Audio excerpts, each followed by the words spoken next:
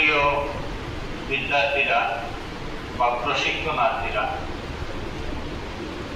আমার সম্মুখে যে বাজারে আছো সবাইকে আমি আমার অন্তরের অন্তঃস্থল থেকে প্রীতি শুভেচ্ছা এবং অভিনন্দন জ্ঞাপন করছি।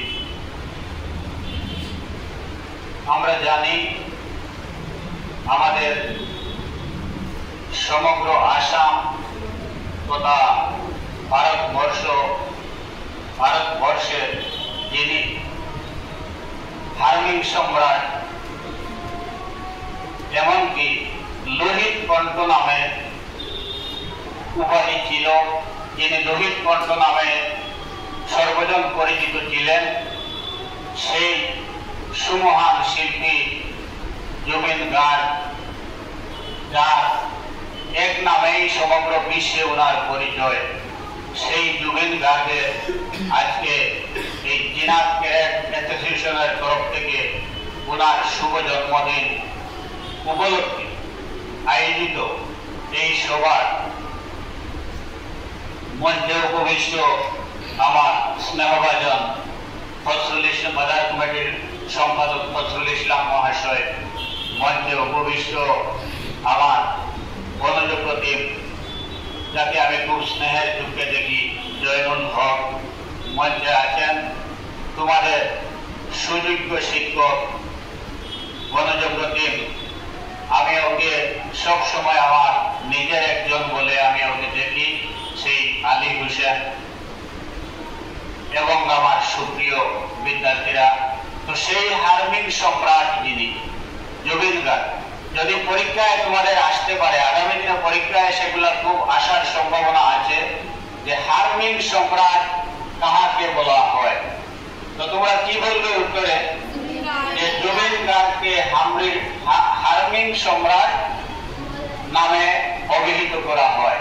যদি বলা হয় লোহিত কণ্ঠ কার উপাধি ছিল, লোহিত কণ্ঠ কার উপাধি ছিল, তো আমরা এক কথায় উত্তর দেব, লোহিত কণ্ঠ আমাদের প্রাণের শিল্পী জুবিন গার্গের উপাধি ছিল।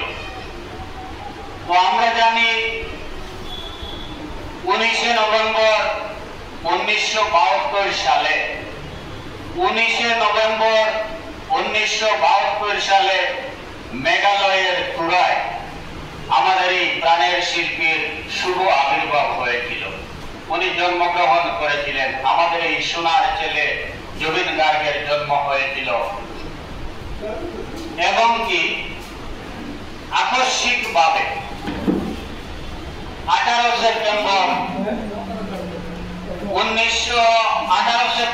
2025 সালে অভিশপ্ত সেই সিঙ্গাপুরে আমাদের সেই প্রাণের শিল্পী ইহলীলা সম্বরণ করেন, তার মৃত্যু হয়েছিল। তো বিদ্যার্থীরা, আমরা শুধু ওনার বার্থডে এবং ডেথ ডে যদি আমরা পালন করে সীমাবদ্ধ থাকি তাহলে চলবে না, ওর সম্পর্কে আমাদের কিছু জানতে হবে, বুঝতে হবে।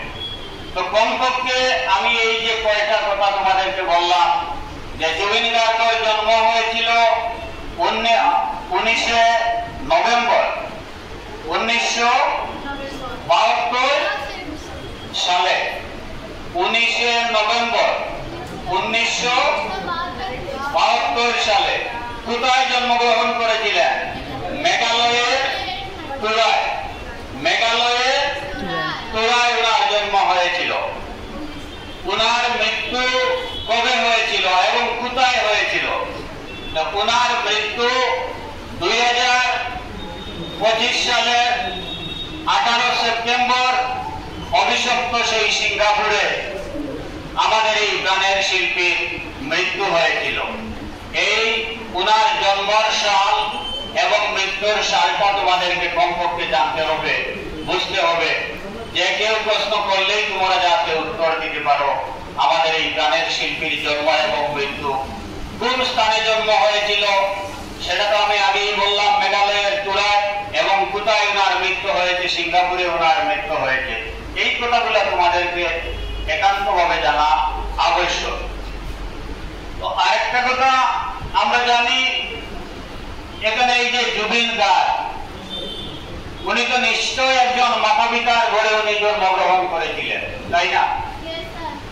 ওনার বাবার নাম কি ছিল এবং ওনার মায়ের নাম কি ছিল, এই কথাটাও আমাদেরকে কমপক্ষে জানতে হবে। ওনার বাবা ছিলেন একজন খ্যাতনামা সাহিত্যিক, কবি মোহিনী মোহন বরঠাকুর। মোহিনী মোহন বরঠাকুর। জুবিন গার্গের পিতার নাম কি ছিল? মোহিনী মোহন বরঠাকুর। এবং ওনার মায়ের নাম ছিল গায়িকা, উনি একজন গায়িকা এবং নৃত্যশিল্পী ছিলেন। ওনার নাম ছিল ইলি বরঠাকুর। ইলি বরঠাকুর। পিতার নাম ছিল মোহিনী মোহন বরঠাকুর এবং মায়ের নাম ছিল ইলি বরঠাকুর। এই কথাগুলো তোমাদের মনে থাকবে তো? তো আমার কথাটা হচ্ছে, এই জুবিন গার্গ, আমাদের মধ্যে অনেক গায়ক আছেন, অনেক গায়িকারা আছেন, অনেক গায়ক গায়িকা আমাদের মধ্য থেকে বিদায় নিয়েছেন, কিন্তু গায়ক গায়িকাদের প্রতি, সাহিত্যিকদের প্রতি তো আমাদের এমনিতেই শ্রদ্ধা আছে।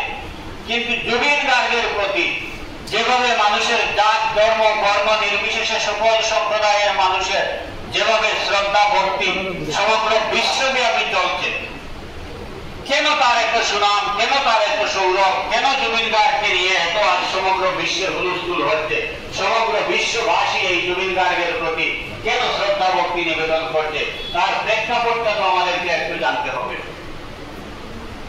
তো জুবিন গার্গ শুধু যে উনি গান গেয়ে খ্যাতি অর্জন করেছেন তা নয়, গানের দিক দিয়ে উনি তো ছিলেনই। উনাকে আগেই আমি বলেছি, ওনার লোহিত কণ্ঠ উপাধি ছিল, হারমিন সম্রাট ওনার উপাধি ছিল। জ্ঞানের দিক দিয়ে তিনি সেই খ্যাতিত্ব অর্জন করেছিলেন। তার উপরে জুবিন গার্গের সর্বশ্রেষ্ঠ মানসিকতা যেটা ছিল, যে জিনিসটা মানুষের ঘরে ঘরে জুবিন গার্গকে নিয়ে পৌঁছে দিয়েছে, যে দক্ষতা জুবিন গার্গকে আজ বিশ্বের সম্মুখে একজন সৎ, বিনয়ী, নম্র এবং শিষ্টাচারী মানুষ রূপে সমগ্র বিশ্বের সম্মুখে পরিচিত করে দিয়েছে, সেই জিনিসটা হচ্ছে উনি ছিলেন মানবতাবাদে বিশ্বাসী। উনি ছিলেন জীব জগতে বিশ্বাসী। জীব জগৎ বুঝত, সৃষ্টি জগৎ। শুধু মানব প্রেমী উনি ছিলেন না, উনি জীব জগৎ প্রেমী ছিলেন। সমস্ত জীব জগতের প্রতি উনার সমপ্রেম, ভক্তি এবং শ্রদ্ধা ছিল। উনি পশু পাখিকে যেভাবে শ্রদ্ধা এবং ভক্তি করতেন, পশু পক্ষী যেভাবে, উনি পশু পক্ষীর দুঃখে যেভাবে উনি কাঁদতেন, উনি পশু পক্ষীর ভাষা বুঝতেন। যখন ক্ষুধার্ত একটা পক্ষী খানার জন্য ছটফট করত, তখন জুবিন গার্গ দেখেই বুঝতে পারতেন এই পশুটার পেটে ক্ষুধা লেগেছে, ওকে আবার খানা দিতেই হবে। একটা কুকুর রাস্তায় যখন গেউ গেউ করত, তখন সেই কুকুরের ভাষাটাও জুবিন গার্গ বুঝতেন। বুঝে উনি সাথে সাথে সেই কুকুর তৃষ্ণার্ত না ভুকার্ত সেগুলো বুঝে তিনি তৃষ্ণার্ত হলে তার মুখে জল দিতেন এবং ক্ষুধার্ত হলে সেই কুকুরকে উনি খাবার নিয়ে দিতেন। সেটা তো পশু পক্ষীর কথা বললাম, শুধু পশু পক্ষী নয়, আমাদের মানুষের মধ্যে আমরা দেখেছি রাস্তার ফুটপাতের যে সমস্ত ভিখারীরা ছিলেন, বিকলাঙ্গ, অনাথ আশ্রমের শিশুরা থেকে নিয়ে একেবারে একদম নিরহায় নিষ্পেষিত মানুষ যারা, তাদের পার্শ্বে আমরা জুবিন গার্গকে সবসময় দিও দিতে দেখেছি। সবসময় তাদের সাহায্যে জুবিন গার্গ হাত বাড়িয়ে দিয়েছিলেন। গরিব, মেহনতি, দিন দুঃখী মানুষের সেবায় উনার সারাটা জীবন নিয়োজিত করেছিলেন। জুবিন গার্গ যদি চাইতেন তাহলে সমস্ত আসামের মালিক হতে পারতেন। এত টাকা উনার পিছনে, এত টাকা ছিল, এত ইনকাম উনি করেছিলেন। কিন্তু তার জীবনের সমস্ত টাকাটা উনি এভাবে দিন দুঃখী, নিরহায়, নিষ্পেষিত, গরিব, আত্মপীড়িত মানুষের মধ্যে তার সমস্ত জীবনের উপার্জন উনি বিলিয়ে দিয়ে গেছেন। জুবিন গার্গের একটাই কথা ছিল, আমার কোনো জাতি নেই, আমার কোনো ধর্ম নেই, আমার কোনো বর্ণ নেই, আমার কোনো ঈশ্বর নেই, আমি নিজেই সব কিছু। আমি মানুষের মধ্যে আমি ঈশ্বরকে খুঁজে পাই, মানুষের মধ্যে আমি আমার দেবতাকে খুঁজে পাই। মানুষই হলেন আমার দেবতা। নিরহায় নিষ্পেষিত মানুষ আর পীড়িত মানুষরাই হলেন আমার সব, এই জীব জগৎটাই হলো আমার সব কিছু। এই দীক্ষায় উনি উপনীত হয়েছিলেন, যার দরুন আজ সমগ্র বিশ্ববাসী এক বাক্যে এক সুরে জুবিন গার্গের প্রতি শ্রদ্ধা ভক্তি এবং নয়নের জল দিয়ে শ্রদ্ধা ভক্তি নিবেদন করছেন। সেটা তোমরা নিশ্চয় সোশ্যাল মিডিয়ার মাধ্যমে দেখতে পাচ্ছ। লক্ষ লক্ষ অনুরাগীরা সেই জুবিন গার্গের অন্তিম ক্রিয়ায় সামিল হয়েছিলেন, যেটা ভারতের মধ্যে, ভারত নয় সমগ্র বিশ্বের মধ্যে বোধহয় মানে চতুর্থ স্থানে জুবিন গার্গের সেই সমাধিটা হয়েছিল। চতুর্থ, এত জনসমাগম, সেই জনসমাগমের দিক দিয়ে চতুর্থ স্থানে তিনি ছিলেন। তো এই ছিলেন আমাদের প্রাণের শিল্পী জুবিন গার্গ।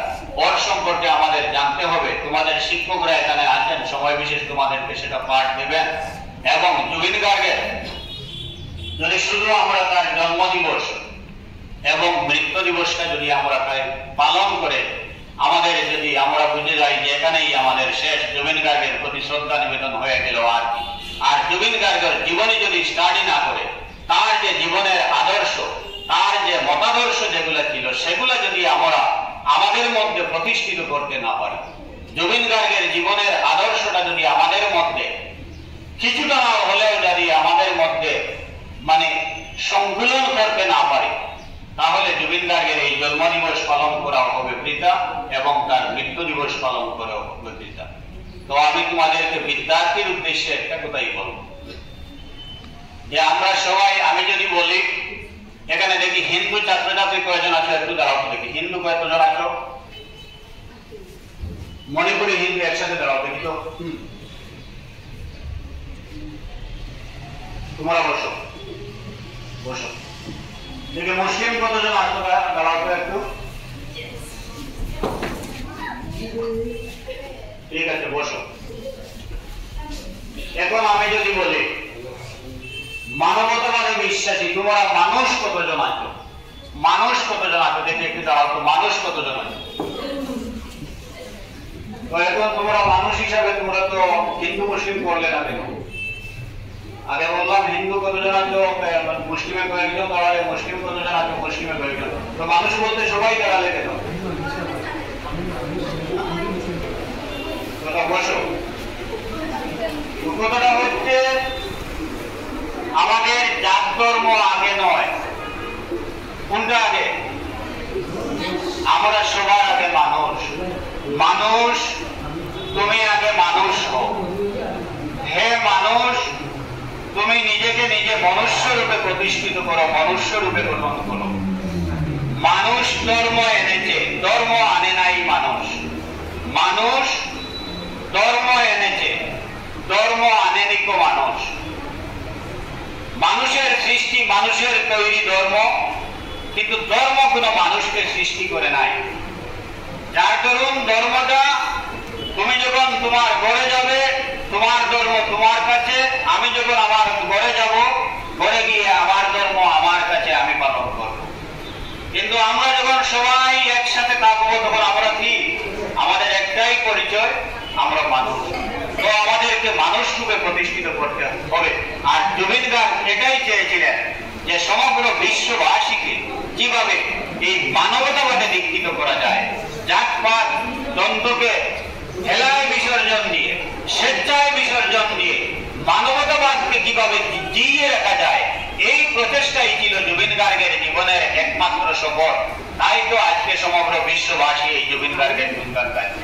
তো আমরাও একদিন এইভাবে জুবিন গার্গের আদর্শে আদর্শিত হব। তো আমাদের মধ্যে এই যে কথাটা বলতেও লজ্জা হয়, বর্তমান যে সংকুলান পরিস্থিতি আমাদের মধ্যে বিরাজ করছে, বিশেষ করে কথাটা না বললেই না হয় যে আমরা যারা শিক্ষা দীক্ষায় উন্নত, শিক্ষিত সমাজ যারা আছে, তোমাদের মধ্যে মানে পুষ্প কলি সময় যে সমস্ত ছাত্রছাত্রী বৃন্দ আছো, তোমাদের মধ্যে জাতপাতের কোন রেশারেশি নেই।